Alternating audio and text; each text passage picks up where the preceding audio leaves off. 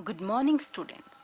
हमने हमारे last chapter में स्टडी किया consumer equilibrium 1 commodity case, consumer equilibrium 2 commodity case. अब हम स्टडी करेंगे consumer equilibrium indifference curve. The present chapter focus on indifference curve analysis of consumer equilibrium. This is based on ordinal concept of utility. जो ये present chapter है ये focus करता है indifference curve के ऊपर, जिसके थ्रू हम क्या फाइंड आउट करेंगे, कंज्यूमर इक्विलिब्रियम को फाइंड आउट करेंगे। और ये हमारा चैप्टर बेस्ड है ऑर्डिनल कॉन्सेप्ट ऑफ यूटिलिटी के ऊपर। हमने लास्ट चैप्टर में स्टडी किया था कि यूटिलिटी को हम कैसे मेज़र करते हैं, सेटिस्फैक्शन को कैसे मेज़र करते हैं। तो हमने दो अप्रोच स्टडी किए थे वहाँ पे, cardinal approach and ordinal approach. Cardinal approach में हमने स्टडी किया था कि हम सेटिस्फैक्शन को मेज़र करेंगे नंबर्स की फॉर्म में, और ऑर्डिनल अप्रोच में हमने स्टडी किया था कि हम सेटिस्फैक्शन को मेज़र करेंगे रैंक की फॉर्म में, हाई या लो। सबसे पहले हम कई बार स्टडी कर चुके हैं कि कंज्यूमर इक्विलिब्रियम क्या होता है। तो एक बार दोबारा देखिए, consumer equilibrium is defined as a situation, एक ऐसी situation when he maximise, he यहाँ पे कौन है, कंज्यूमर। कंज्यूमर इक्विलिब्रियम क्या है, एक ऐसी सिचुएशन है जब कंज्यूमर मैक्सिमाइज करता है अपने सेटिस्फैक्शन को, जब वो क्या करता है, जो उसके पास इनकम गिवन है उसको स्पेंड करेगा डिफरेंट गुड्स को परचेज करने के ऊपर, और उस प्राइस के ऊपर जो प्राइस मार्केट के अंदर प्रीवेल्स कर रहा है, जो मार्केट के अंदर चल रहा है। तो कंज्यूमर इक्विलिब्रियम क्या होगा, एक ऐसी सिचुएशन जब कंज्यूमर अपने सेटिस्फैक्शन को मैक्सिमम करेगा, ज़्यादा से ज़्यादा करेगा, जो उसके पास इनकम दी गई है उस इनकम को डिफरेंट गुड्स के ऊपर स्पेंड करके, परचेज करके, वो होता है कंज्यूमर इक्विलिब्रियम। अब हम स्टडी करेंगे इंडिफरेंस कर्व क्या होती है, क्योंकि हमारा जो प्रेजेंट चैप्टर है ये इसी टॉपिक के ऊपर फोकस करता है कि इंडिफरेंस कर्व क्या होती है। Indifference curve is a diagrammatic presentation. Diagrammatic presentation means diagram के फॉर्म में प्रेजेंट करेंगे of an indifference set. Indifference set क्या होता है, set of those combination of two goods, दो गुड्स का combination which offer the consumer same level of satisfaction. दो goods का कॉम्बिनेशन जो कंज्यूमर को सेम लेवल ऑफ सेटिस्फैक्शन देगा, वो क्या होता है, indifference set. Indifference set means data के फॉर्म में होता है, हमारे टेबल की फॉर्म में होता है, उसको हम क्या करते हैं, डायग्राम की फॉर्म में प्रेजेंट करते हैं। जब डायग्राम की फॉर्म में प्रेजेंट करेंगे तो उसको बोलेंगे इंडिफरेंस कर्व, क्योंकि कर्व हमेशा डायग्राम के फॉर्म में प्रेजेंट की जाती हैं। और इंडिफरेंस सेट हो गया, इसका मतलब क्या है कि वो हमारे पास क्या है, डाटा की फॉर्म में है। तो इंडिफरेंस कर्व क्या होगी, diagrammatic presentation of indifference set of a consumer. It is a locus of all such points, उन सब पॉइंट का लोकस है जो हमें क्या दिखाएगा, different combination of two commodity, दो गुड्स के कॉम्बिनेशन को दिखाएगा जो हमें same level of satisfaction provide करेंगे। फॉर एग्जाम्पल, यहाँ पे हमने एग्जाम्पल ले लिया, 2 एप्पल 2 बनानाज हम परचेज करते हैं, और 3 एप्पल और 2 बनानाज परचेज करते हैं। हमने स्टडी किया कि कंज्यूमर उस चीज़ को प्रेफरेंस देगा जहाँ उसको ज़्यादा सेटिस्फेक्शन मिल रहा है।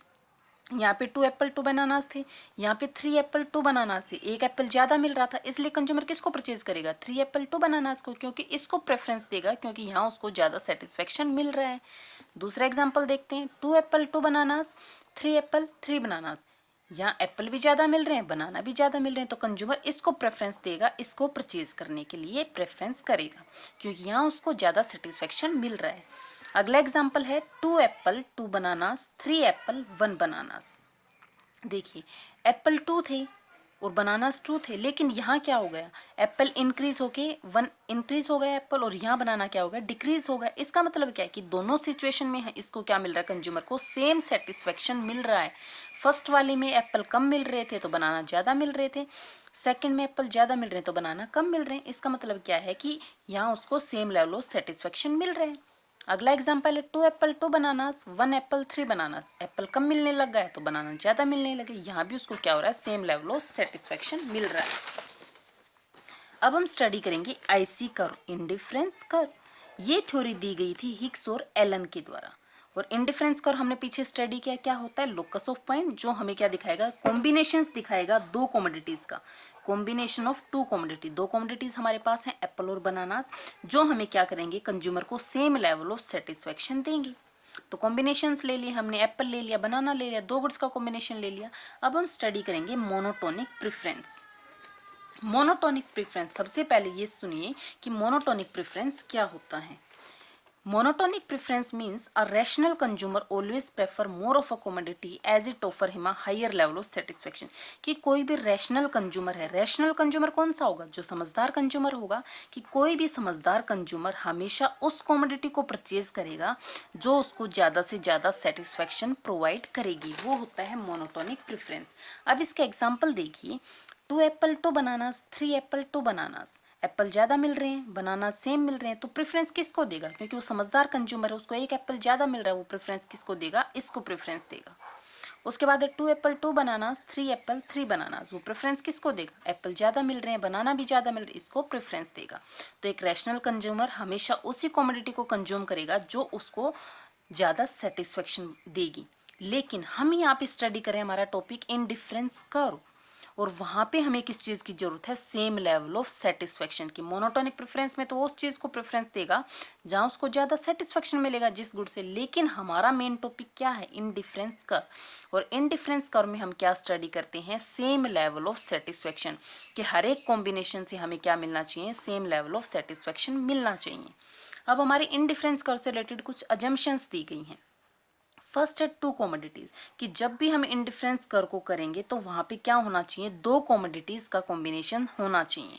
और वो कॉमोडिटीज़ कैसी होनी चाहिए, सब्स्टिट्यूट ऑफ ईच अदर, कि जो भी 2 गुड्स हम ले रहे हैं, एप्पल बनाना जो भी ले रहे हैं, वो एक दूसरे के सब्स्टिट्यूट होने चाहिए, कॉम्प्लीमेंट्री गुड्स नहीं होनी चाहिए। यहाँ पे बेटा सब्स्टिट्यूट गुड्स कौन से होते हैं, जो एक की जगह पे हम दूसरे गुड को जिसको यूज़ कर सकते हैं, वो होते हैं सब्स्टिट्यूट। जैसे कि कोल्ड ड्रिंक मान ली, कोक की जगह पे हम ड्यू को यूज़ कर सकते हैं, ड्यू नहीं है अवेलेबल है तो कोक को यूज़ कर सकते हैं। तो मीन्स सब्स्टिट्यूट गुड्स वो होते हैं जो एक दूसरे की जगह पे यूज़ किए जा सकते हैं। तो इसने कहा कि 2 गुड्स ऐसे होने चाहिए जो एक दूसरे की जगह पे यूज़ किए जा सकते हैं। और इसके दूसरा जो कम्प्लीमेंट्री गुड्स होते हैं वो कौन से होते हैं, जो एक दूसरे के साथ में यूज़ किए जाते हैं। जैसे इंक और पेन, वो साथ में यूज़ किए जाएंगे। अगर इंक नहीं होगी तो पेन को यूज़ नहीं कर सकते, पेन नहीं है तो इंक को यूज़ नहीं कर सकते। तो सब्स्टिट्यूट गुड्स वो होंगे जो एक साथ यूज़ किए जाते हैं, और कॉम्प्लीमेंट्री गुड्स वो होते हैं जो एक दूसरे के साथ में यूज़ किए जाते हैं।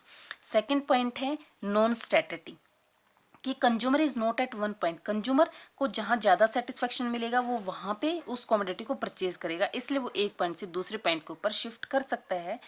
थर्ड है diminishing marginal rate of substitution, की जो मार्जिनल रेट ऑफ सब्स्टिट्यूशन वो क्या करेगा, डिमिनिश करेगा, डिक्रीज करेगा। अब हम आपको बता देते हैं कि मार्जिनल रेट ऑफ सब्स्टिट्यूशन क्या होता है।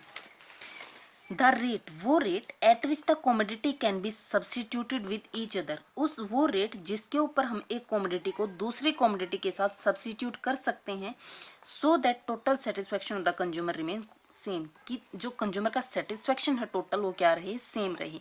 तो हमारा मार्जिनल रेट ऑफ सब्स्टिट्यूशन का फॉर्मूला क्या होगा, यूनिट सेक्रीफाइड, कितने यूनिट्स का सेक्रीफाइस हमने किया, डिवाइडेड बाय यूनिट गेन। क्योंकि अब तक हमने स्टडी किया कि 2 गुड्स का कॉम्बिनेशन लेंगे और अगर एक गुड को इंक्रीज कर रहे थे तो दूसरे गुड्स को हमें डिक्रीज करना पड़ेगा, कि अगर एक यूनिट को सेक्रीफाइस करें तो दूसरी में हम कुछ ना कुछ गेन कर रहे हैं। और जो मार्जिनल रेट ऑफ सब्स्टिट्यूशन है वो मेजर करेगा स्लोप ऑफ इंडिफरेंस कर्व को, कि इंडिफरेंस कर्व का स्लोप कैसा है, कि वो अपवर्ड जाएगा, डाउनवर्ड जाएगा, राइटवर्ड शिफ्ट होगा या लेफ्टवर्ड में शिफ्ट होगा। तो मोनोटोनिक प्रेफरेंस हम स्टडी कर चुके हैं। अब हम करेंगे इंडिफरेंस कर्व को प्लॉट करेंगे डायग्राम के फॉर्म में। देखिए ये हमने कॉम्बिनेशंस ले लिए, ये 2 गुड्स का कॉम्बिनेशन ले लिया एप्पल और बनाना का। देखिए अगर हम एप्पल को ज़्यादा परचेज कर रहे हैं तो बनाना को हम कम करते जा रहे हैं, अगर हम बनाना को कम कर रहे हैं तो एप्पल को ज़्यादा करते जा रहे हैं, और यही हमने स्टडी किया था। तो हम क्या करें, इनको प्लॉट करेंगे। जब हम एक एप्पल परचेज कर रहे हैं तो हम कितना बनाना परचेज कर रहे हैं, 15। उसके बाद जब हम 2 एप्पल्स को परचेज कर रहे हैं तो कितना बनाना परचेज कर रहे हैं, 10। जब हम 3 एप्पल्स को कर रहे हैं तो 6 बनाना परचेज कर रहे हैं, और 4 एप्पल्स परचेज कर रहे हैं तो 3 बनानास परचेज कर रहे हैं, और 5 एप्पल परचेज कर रहे हैं तो 1 बनाना परचेज कर रहे हैं। मीन्स कि जो हमारे ये पॉइंट्स आए हैं ये हमें क्या देते हैं, कि इंडिफरेंस कर्व के ऊपर जितने भी पॉइंट्स आएंगे वो हमें same level of satisfaction provide करेंगे। ये था हमारा आज का topic indifference curve. Thank you.